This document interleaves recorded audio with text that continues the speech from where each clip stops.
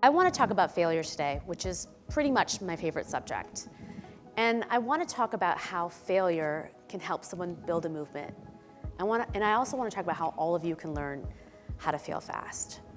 I've realized the power of teaching kids to fail translate to their ability to create incredible things and to solve really big problems. And so I want to leave you just with a couple of lessons that I teach my girls that I hope you all embrace. You know, the first thing is don't ever talk yourself out of an idea. I'm sure every single person who's watching or sitting in this room has thought of something before, right? Had that one idea, that company, that nonprofit, that thing that you thought that the world needed. And then you thought about it a little bit longer and you probably talked yourself out of it. We often talk ourselves out of ideas. Right now, we're living in such a divisive world. And I think what we need today, more than ever before, are change makers. And that means every single person out there who has an idea to make a difference, to make the world a little bit better, needs to not talk themselves out of an idea. Surround yourself with rejection. And when you do, you will immunize yourself from the fear of failure. From the time I was a little girl, I used to collect rejection notes.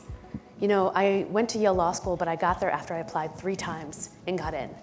Nothing ever comes to me the first time, or the second time, or even the third time. So when I was a little girl, I used to collect all my college rejection letters and my law school rejection letters, and I used to put them in, you know, a drawer or a suitcase and just look at them. Just a reminder, and just to build resilience. And I still do this today.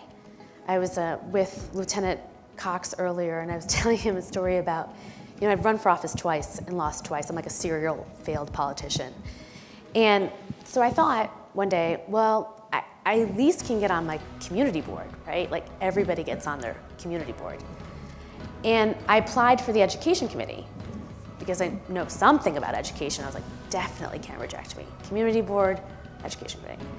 Sure enough, the mail comes. I open up my letter. Miss Saujani, you have been rejected from the community board. I couldn't even get on to my community board. Painful, brutal. I took that letter and I taped it up on my fridge. And every morning when I get up, a glass of orange juice or my son's bottle, I look at that letter as a reminder that nobody can tell me that I cannot do something. Surround yourself with rejection and failure. It will make you stronger, I promise you. The third thing that I think is really, really important is to do something that scares you often. You know, one of the things that I think that we forget, especially as we get older, is we forget what it's like that first time when you're riding a bicycle, right? I took my son last weekend to ski. He's 3. And, you know, it's probably because he's so close to the ground, but he's like fearless, right? You watch kids and what's so beautiful about them, they're fearless. And I watch him and it almost makes me envious, right? I miss feeling that fearless. And so I really try now to put myself into positions that scare me. So for me, I don't know how to swim, and I hate cold water. So this past summer, I signed up for a surfing class, right? Something you should never do if you can't swim and you don't like cold water. And as my teacher was dragging me into the ocean, as I was bawling like a baby, you know, and I'm turned my head, and of course there's like a 6-year-old doing a headstand, you know what I mean, on like a surfboard, right? And I'm like crying. It was the awesomest experience ever, because even though I did not get on that surfboard that day, I knew what it was like to be afraid again, but to be liberated from fear, to be excited by challenge. And I want to feel that way often. Like when you're not living on your edge and you're feeling safe it's time to get up and move on.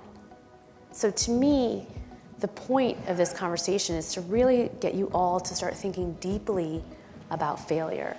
And I do believe that if you fail fast, and you fail often, and you fail quickly, you'll be able to really learn how to exercise that bravery muscle, which will lead to a much more joyful life.